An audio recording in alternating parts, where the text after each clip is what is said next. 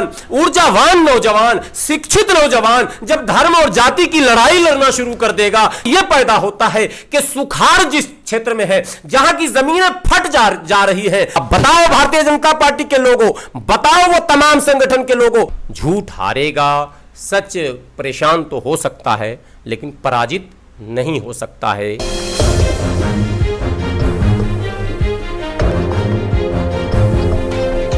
आक्रमण से, कीड़े मकोड़ों के आक्रमण से बचाने के बावजूद जब फल तैयार होता है तो एक सैलाब का झटका आता है और पूरे खेती को तबाह कर देता है। सरकार ने आज तक उसकी योजना क्यों नहीं बनाई, यह सवाल इस देश में है। इसको खड़ा करने की जरूरत थी, जो नहीं हो पाया बदकिस्मती से खड़ा। सवाल यह पैदा होता है कि सुखाड़ जिस क्षेत्र में है, जहां की जमीनें फट जा रही है, चाहे वो महाराष्ट्र का क्षेत्र हो, चाहे वो झारखंड का क्षेत्र हो, चाहे वो बिहार का वो ताल का क्षेत्र हो, जमीनें फट जाती हैं, सिंचाई के लिए पानी नहीं मिलता है, ट्यूबवेल के लेयर इतने नीचे चले जाते हैं कि एक सामान्य और गरीब आदमी उससे पानी खींच नहीं पाता है। सरकार ने वहां तक पानी नहीं पहुंचाया इन 75 सालों में। सवाल यह पैदा होना चाहिए, दुर्भाग्य है हमारे देश का, हमारे पढ़े लिखे युवा भटक रहे हैं, हमारे पढ़े लिखे नौजवान धर्म और जाति की राजनीति में लगे हैं, हमारे पढ़े लिखे युवा एनर्जेटिक नौजवान, ऊर्जावान नौजवान, शिक्षित नौजवान जब धर्म और जाति की लड़ाई लड़ना शुरू कर देगा, क्षेत्र और भाषा की लड़ाई लड़ना शुरू कर देगा,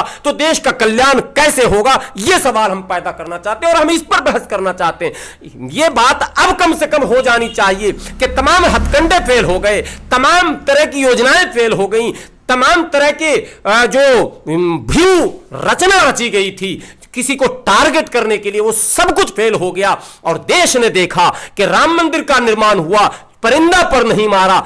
खबरदार खबरदार कोई ये कहता हो कि सरकार के डर से, पुलिस प्रशासन के डर से, सेना आर्मी के डर से किसी ने आवाज नहीं उठाई। नो, बिल्कुल प्यार और मोहब्बत और सम्मान के कारण और सुप्रीम कोर्ट के आदेश को सर आंखों पर रखने के कारण पूरे देश में कहीं भी कोई रिएक्शन नहीं हुआ।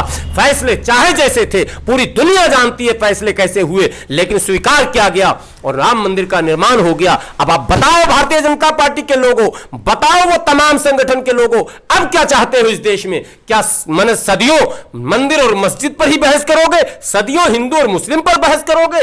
सदियों जो है मतलब अवतार और पैगंबर पर बहस करोगे? और सदियों ये चाटुकार और दलाल अमीश देवगन अति आक्रमणकारी बताता रहेगा बुजुर्गों को? एक नए नए शगुफे के साथ ये आते हैं और देश में वातावरण को बिगाड़ते हैं और ध्रुवीकरण करने के बाद वोट लेकर सत्ता के शिखर पर बैठकर पूरे देश के एक एक इंस्टीट्यूशन को बेचने में लगे हुए। सवाल यह पैदा होता है कि जो हिस्सेदारी की बात थी एससी एसटी ओबीसी और अन्य लोगों की, जो संवैधानिक अधिकार था आरक्षण, क्या वो कोटे पूरे हुए?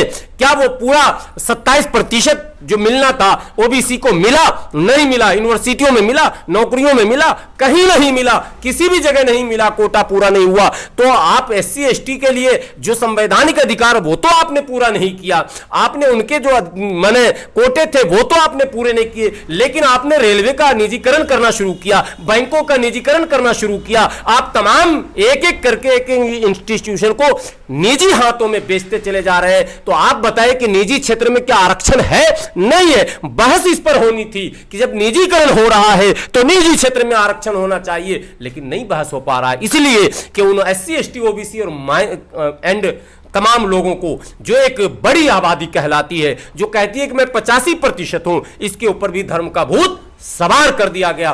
तो मैं उनके नौजवानों से भी कहता हूं, इस भूत को हटाओ और मूल मुद्दे पर आओ। कॉमनल पॉलिटिक्स का दी एंड और कॉमन पॉलिटिक्स की शुरुआत, यह है असल एजेंडा। तो बिल्कुल आखिरी और महत्वपूर्ण सवाल, आपको लगता है कि अब जिस तरीके से बॉम्बे हाईकोर्ट ने सब वहाँ से फैसला हटा दिया है, वापस ले लिया, अब आपको लगता है कि बाहरी जमातियों पे भी 10 साल की रोक लगाई गई है, वो भी वापस होगा? देखिए, धीरे धीरे सब कुछ होगा। सच जीतेगा, झूठ हारेगा। सच परेशान तो हो सकता है लेकिन पराजित नहीं हो सकता है। और तबलीगी जमात के विषय में मैं इतनी बात आपको ज़रूर कहूँगा, मैं उस जमात का हूँ नहीं, लेकिन मैं जानता हूँ कि वो लोग बड़े सब्र से काम लेते हैं। सब्र उनके यहाँ सिखाया जाता है, बहुत सारी कमियां होती हैं, लोग ऑब्जेक्शन करते हैं, वो एक निजी मामला होता है। हम लोग भी तबलीगी जमात की अंदर कुछ कमियों को निकाल लेते हैं, ये अपनी कलाकारी है। लेकिन मोटे मोटे तौर पर आपको ये बता दूं कि तबलीगी जमात के लोग उफ नहीं करते। तबलीगी जमात के लोग बड़े सब्र से काम लेते हैं और वो जितना सरकार से गुहार लगाते हैं उससे ज़्यादा वो ऊपर वाले से गुहार लगाते हैं। न्याय मिलेगा, न्याय की शुरुआत हुई है, सरकारें भी झुकेंगी। सरकार को भी देर सवेर ये मानना पड़ेगा कि मेरी गलत पॉलिसियों के कारण कोरोना महामारी का शिकार भारत हुआ, भारत का आर्थिक व्यवस्था चरमरा गया, भारत का इकोनॉमिकल सेटअप बिगड़ गया, भारत में बेरोजगारी चरम पर चली गई। ये सब अगर पहले ही कोरोना को कंट्रोल कर लिया जाता, इसका धार्मिकरण और नहीं किया जाता, इसको किसी जमात से नहीं जोड़ा जाता, तो आज जहां हम खड़े हैं जो आर्थिक दिवालिया जैसी दृश्य दिखने लगी है, एक भय लग रहा है कि कहीं देश में एक संग आर्थिक आपातकाल न घोषित हो जाए, उस भय से हम मुक्त होते। लेकिन आज अगर भय है तो केवल इसलिए है कि सरकार ने पहले ही रास्ता गलत इख्तियार कर लिया था। चलिए, बहुत बहुत शुक्रिया तमाम जानकारी के लिए। तो चैनल को सब्सक्राइब नहीं किया है तो प्लीज़ सब्सक्राइब कीजिए और ताज़ा अपडेट पाने के लिए बेल आइकन को दबाना ना भूलें।